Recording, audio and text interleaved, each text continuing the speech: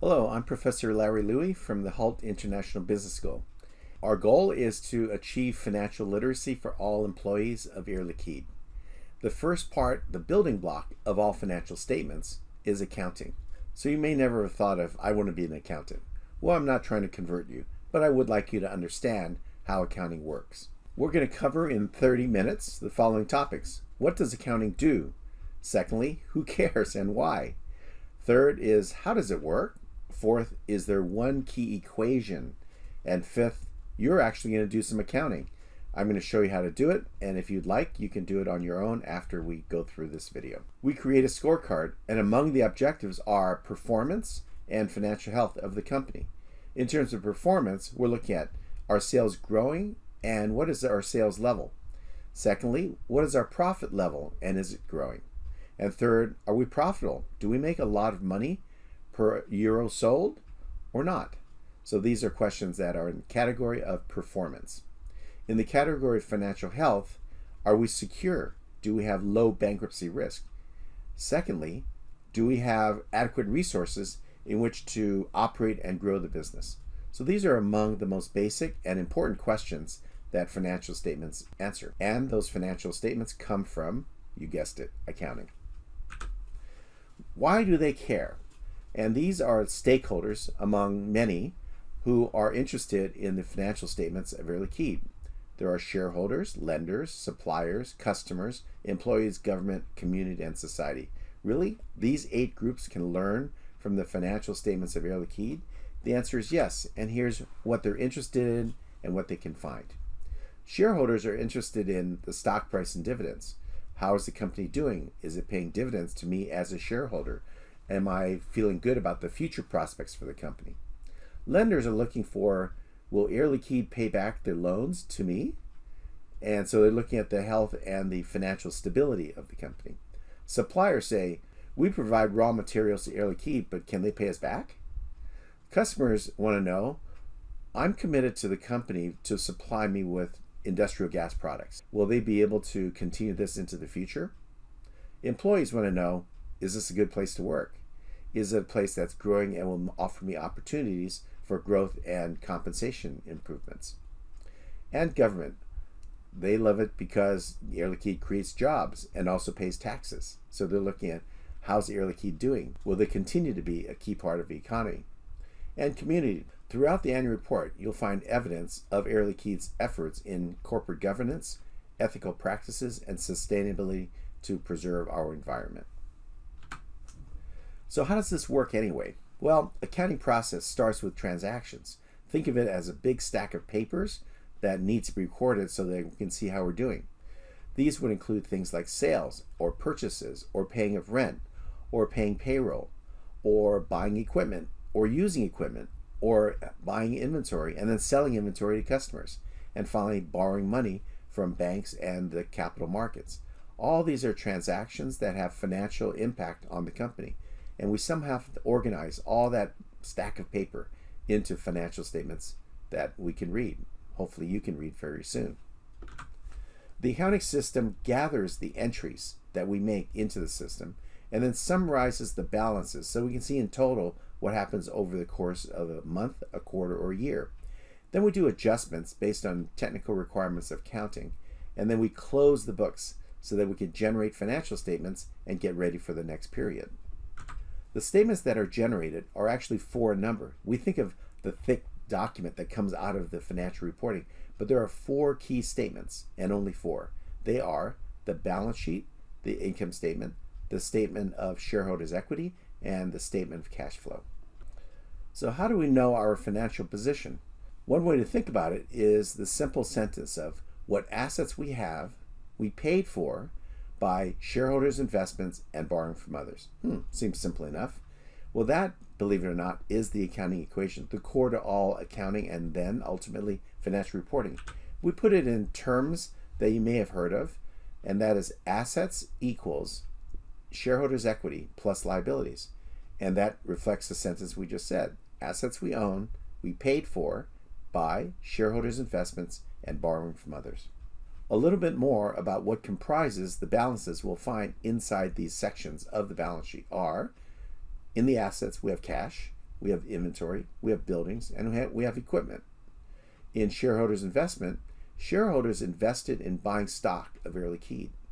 They also have left money in the company so that as profits grow, we use most of that profit to grow and sustain the company into the future. Those are shareholders' side. That's their contribution into the company. Next, we have liabilities. In addition, there are lenders and vendors and partners who are happy to work with Air Liquide and therefore will lend money or permit Air Liquide to pay them in time instead of immediately upon every transaction. So we call these liabilities. Their money's owed to vendors, to all other people we do business with, including our employees and also our government. And then also we have financial sources like banks or bonds from the securities markets that are also lending money to Air Liquide to sustain and grow the business. So these are essentially the components that comprise assets, equity, and liabilities. If the balance sheet is our financial position, where does profit come into this? Well, inside shareholders' equity, as mentioned, there are two major blocks. The first block we call contributed capital, and those are investments made by shareholders in Air Liquide. They give money to the company in order to receive shares of Air Liquide, and hopefully those shares will generate dividends for them and a lot of profit in the future by stock price increases. The other main aspect of shareholders' equity is as the company makes money, it keeps most of that money in order to grow the business. So we see that this concept called retained earnings is equal to the profit earned by the company minus whatever dividends are paid back to shareholders. So let's look at accounting. We're going to use a spreadsheet as our accounting system, in quotes. Accounting systems are not done on Excel spreadsheets. They're done in quite sophisticated and highly controlled systems, as you might imagine or hope. Well, they are. So we're going to use the spreadsheet as an analogy of how systems work to pull together information at the transaction level in order to get to balances, which can then be further summarized into financial statements. So accounting is really that simple. But the spreadsheet we're going to use has at the very top level assets, equity, and liability, which is the accounting statement. But look below that. Below that, we see that there are broad groups like current and non-current assets. What this represents is non-current are assets that will be around for more than a year. Current assets are assets that are around for a year or less. Same thing holds for liabilities. Non-current liabilities are those that we're going to pay in more than a year. Current liabilities are those we're going to pay in less than a year, including employees. So whatever they pay you, you won't have to wait a year for collecting your paychecks or your bonuses. And shareholders' equity represents contributed capital and earned income that we mentioned, called retained earnings. And the examples we just mentioned as far as accounts fall underneath these groupings. We see property, plant, and equipment, inventory, receivables, and cash inside assets. And then we see in the equity section, contributed capital by way of common stock and retained earnings. By way of liabilities, we see notes payable, accounts payable, accrued commissions, just as a few examples. But where's the profit? We're missing the profit. Well, profits come in a separate section of the accounting system called the income statement or income and expense accounts. And here we see revenue minus expenses equals net income. It's really that simple. If you had a business, you have revenue, you pay expenses, and the rest is profit. Well, the same for even Air Liquide. We have expenses we charge against the revenue. The resulting net income flows from the income statement into the retained earnings. You would call that retained earnings includes net income, and this is how it's connected. We call that articulation or connection between the balance sheet and the income statement. So we're ready to go. So let's do this. We're going to do some transactions, put it into our system, and then from the system be able to generate trial balances and a set of financial statements. So let's go to Excel at this point. If we're starting a new business, our beginning balances are zero. So the first thing we're going to do is to make sure we have beginning balances for the balance sheet. Here we're just going to put zero just to reinforce. We know that we need those balances. So 0, 0, 0, 0, etc. Now our beginning balances in the balance sheet are done. 0. Next, let's look at transactions. We're going to have the first being we received 20,000 euro from an investor interested in buying some stock in the company. So we receive $20,000 in cash. When we get money, it's a plus. Then what did we give up to get the 20,000 euro? We gave up stock. So we issue some stock. Next, we're going to borrow money because we're going to need more money than just the money raised from the stock. We're going to borrow 5,000 euro from a bank at a rate of 10% per year, payable in 3 years. We borrowed money, which means we got money, so cash goes up by 5,000. Next, we owe money to the bank, and we have to record that as a liability. We have a notes payable account, which stands for a promissory note between the borrower and the bank. So we owe the bank 5,000. So we put that in there. Next, we bought a refrigerator from a supplier for 1,000 euro, but we're not going to pay the supplier for another month. So it's not cash yet, but we will have to pay in a month. We add 1,000 to property, plant, and equipment, which is what it is. Equipment includes refrigerators. And over in accounts payable, we record that we owe money to the vendor for that refrigerator. Next, we're going to buy 8,000 bottles of lemonade for 4,000 euros, which means 50 cents per bottle. And it's on credit. In other words, it's also accounts payable. We'll pay the vendor in a month. So 4,000 euros is inventory. And we owe money to a vendor for 4,000. Now we're ready to do some business. We're going to sell some lemonade and hopefully generate a profit. Our first customer comes in and they buy 1,000 bottles at 1 euro per bottle. Let's record this transaction. We got it in cash, so cash goes up. 1,000 bottles times 1 euro per bottle, 1,000 euro. That also is recorded in our income statement as a sale, otherwise called revenue. So we'll go in revenues and put in the same 1,000. Notice that a few things happen on the spreadsheet automatically. It created what impact that transaction had on net income. It increases net income by 1,000. That is connected by the articulation we talked about between income statement and balance sheet. So that will eventually end up in retained earnings. So we have 1,000 in retained earnings too. And this is the connection between the two statements. Next, we say, well, we just lost 1,000 units from our inventory. So let's take out the value of those sales we just had. Our cost was 0.5 euro per bottle. So let's record that we lost a certain value from inventory. That amount is 1,000 bottles times 0.5. So it reduces by 500 euro. That is also a cost of goods sold because that's what went out the door when we sold the bottles to the customer. Cost of goods sold, negative 500. Notice again, that has a net effect of reducing profit and a net effect of reducing retained earnings. Next, we have a bigger customer come in and say, I want to buy 5,000 bottles, but we will only pay you 0.9 euro. Furthermore, they're going to pay on credit, not cash immediately. We will let them pay us in, say, 30 days. Let's record that transaction. The amount is not cash now. It's an accounts receivable. So we will have money owed to us from our customer, and that amount is 5,000 times 0.9. That same amount of 4,500 is revenue, similar to the earlier sale. And just like in similar sale, we have cost of goods sold. In this case, we multiply the bottles, 5,000, times our cost per bottle, which is 0.5. 2,500. We record that as cost of goods sold, and we go to the next transaction. Next is, oh, that sale came through an agent. We're going to owe the agent a commission for getting us that sale.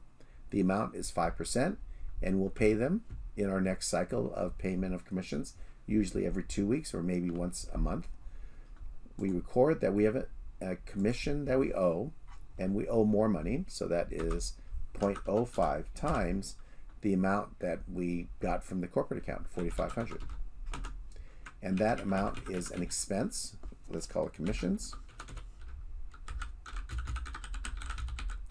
And that amount is negative 225.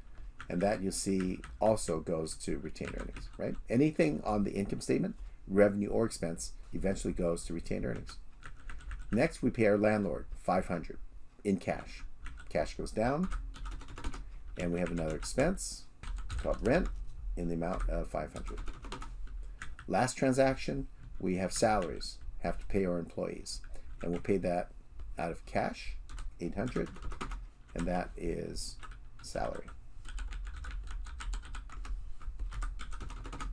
Good, so we have posted these transactions.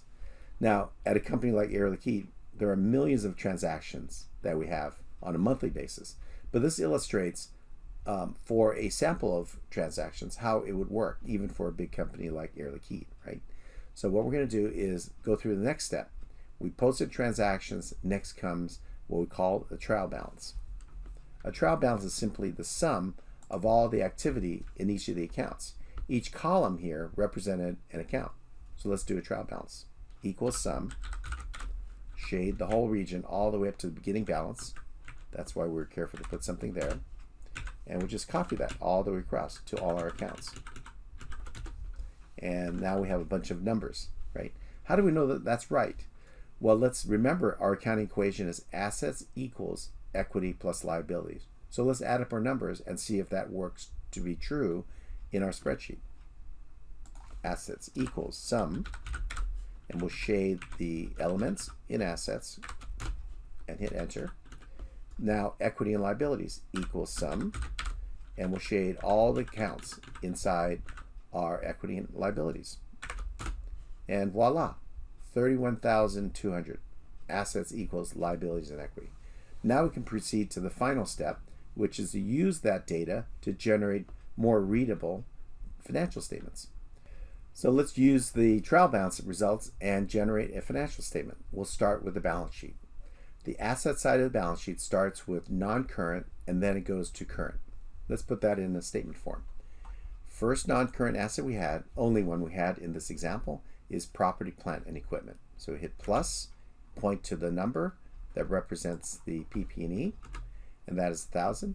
Next we had inventory. The balance was 1,000 euros worth of inventory. Next we have accounts receivable. That corporate account, they still owe us money, 4,500.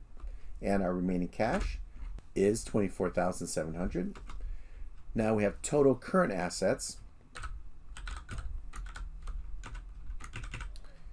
which are inventory, receivables, and cash. That's 30,200. So now we have a number for total assets, and that equals the sum of the non-current plus current. Answer, 31,200. Notice that this number, which we had as our test before, is the same. So we're on a good track. Next, let's do the liabilities and equity section. Common stock is 20,000. The retained earnings is 975. Total shares equity is the sum of those two. Next, we'll do liabilities, starting with non-current, which is the loan, 5,000. And we have accounts payable of 5,000 and accrued expenses of 225. Total current liabilities equals 5,225. And total liabilities equals non-current of 5,000 plus current of 5,225. Next, we have a total of shareholders' equities and liabilities. So that equals the 20,000 number plus the total liabilities for a total of, voila, 31,200. And it matches. It better, or you better go back and check. Now we can do the income statement. What do we have in total revenue? We summarize that right here, 5,500. What was our cost of goods sold? We have it right here, 3,000. Therefore, our gross profit is equal to revenue minus that 3,000, or 2,500. What were our commissions? Our commissions up top were 225. Our rent, again up top, is 500. And our salaries is 800. For a total expense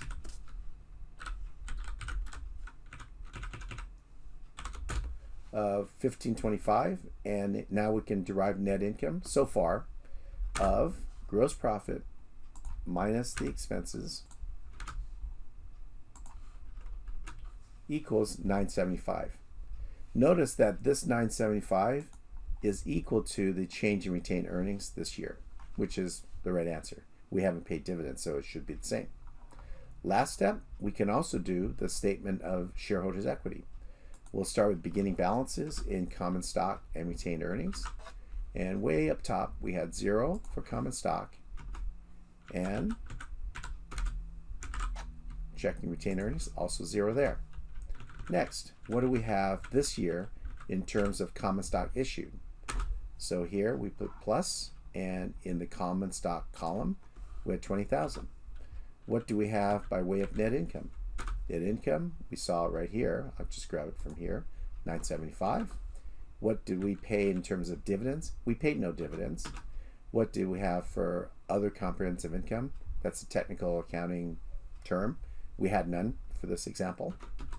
And do we have other adjustments? Like if we bought back stock, it would be a reduction in equity, but we had no other transactions, so it's also 0. Now, since we have all our beginning balances and activity, we can start totaling up our rows and columns. Total equity in the beginning equals the sum of everything to the left. Same for the other transactions. Now we can total the columns.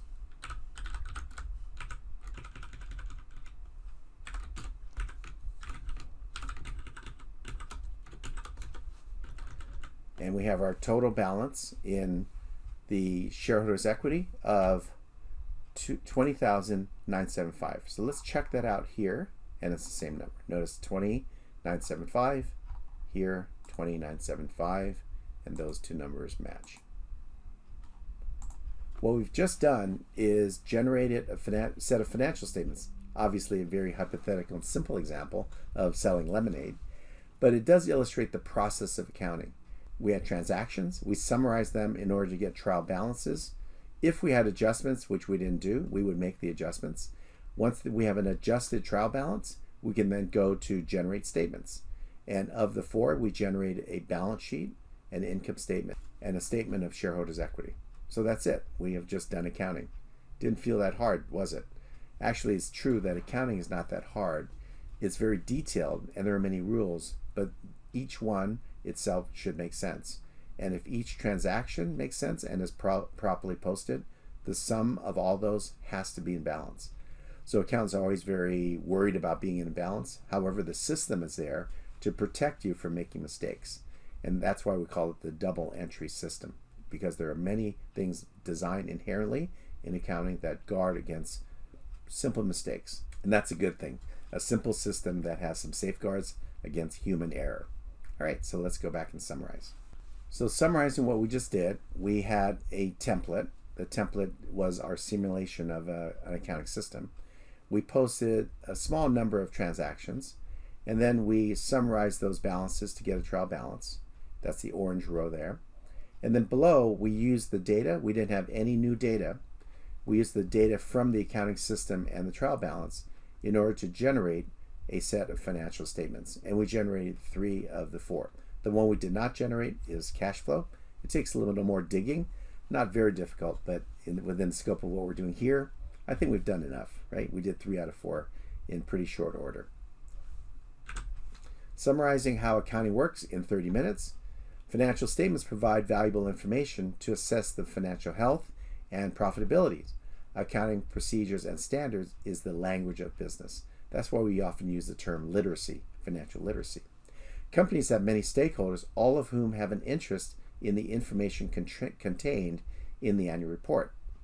Accounting gathers information about transactions, records them into a system, then summarizes them into statements for the users. And the 2 most commonly used accounting statements measure financial position, which is the balance sheet, and that's assets equals equity plus liabilities. And the second is financial performance, which is the income statement, representing revenues minus expense. We use the simplified form of an accounting system in Excel just to illustrate how it works, and that generated transactions, balances, and statements. So overall, accounting is valuable because the statements provide insights to the financial health and performance of a company, and people in the company take very careful attention to generate this information for all the users. That's it for our first video on how accounting works in 30 minutes, actually slightly under 30.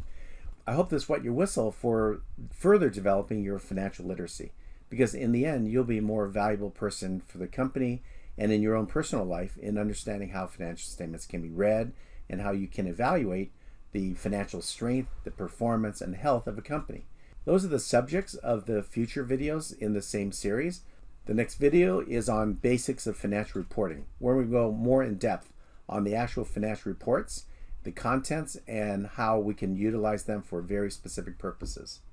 The third video is on the basics of capital budgeting, and that's the process by which companies use to evaluate which projects get funded and which ones don't, which is something you may be involved with in your future at Liquide. Following that is financial statement analysis. This is where we jump into the technique of analysis to understand and to evaluate how the company is doing, to do ratio analysis, trend analysis, and common size analysis to understand the recent performance and also the financial health. And the final video is on analyzing Air Liquide statements and also a bit of comparison of Air Liquide with one of its competitors, Linde. So I hope you join me in the 4 remaining videos to round out your financial literacy.